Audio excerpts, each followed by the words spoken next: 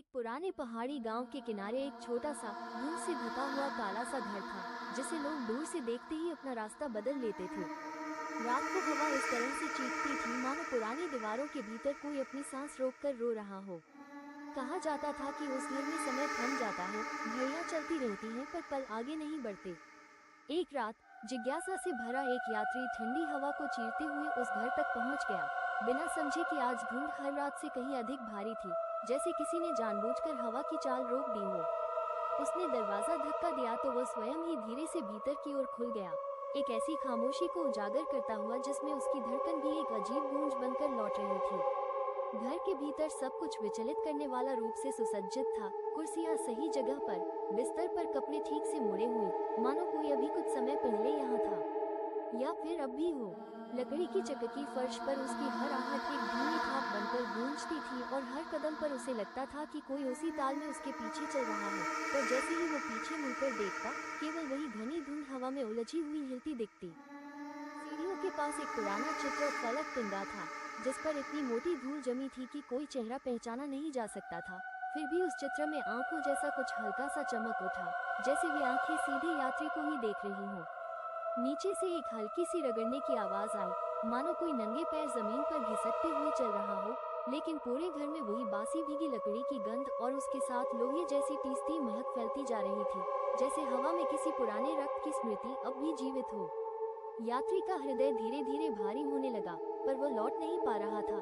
कुछ उसे भीतर और गहराई तक खींच रहा था। जब वो रसोई के पास से गुजरा, उसने देखा कि एक कांच का प्याला हल्का सा कांप रहा था, मानो किसी ने उसे अभी अभी स्पर्श किया हो, और तापमान इतना गिर गया कि उसकी सांस से धूल निकलने लगी।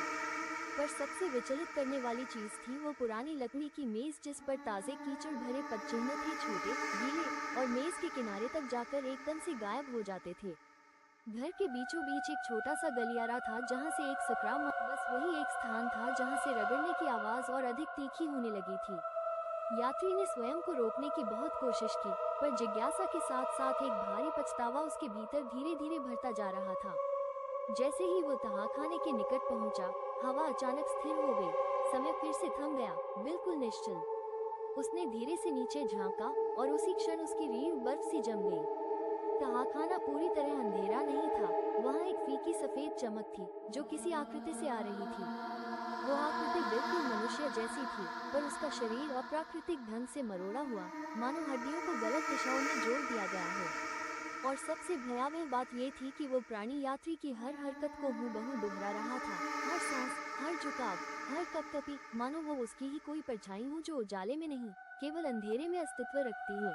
यात्री ने पीछे हटने की कोशिश की, पर सीढ़ियां जिन पर वह खड़ा था धीरे धीरे किसी गाढ़े काले तरल में बदलने लगी, जैसे घर उसे भीतर समा रहा हो। सारी धुंध तहखाने में उतरकर उसी आकृति के चारों ओर घूमने लगी, और फिर अचानक वो चमक एक पल के लिए अत्यंत तेज हो गई। उस क्षण यात्री ने उस आकृति में अपना ही चेहरा देखा, पर बिना आंखों के, पूरी तरह खोखला, एक गहरे शून्य जैसा। और अगले ही पल सब कुछ स्याह अंधेरे में डूब गया। जब धुंध बाहर निकली, घर फिर वैसा ही था, पूर्ण शांत, पूर्ण सुनसान। पर चित्र फलक के नीचे एक नया पदचिह्न उभर चुका था, ताजा, कीचड़ भरा, बिल्कुल उस यात्री जैसा। उस घर ने एक और आगंतुक को अपनी कहानी का स्थायी हिस्सा बना लिया था।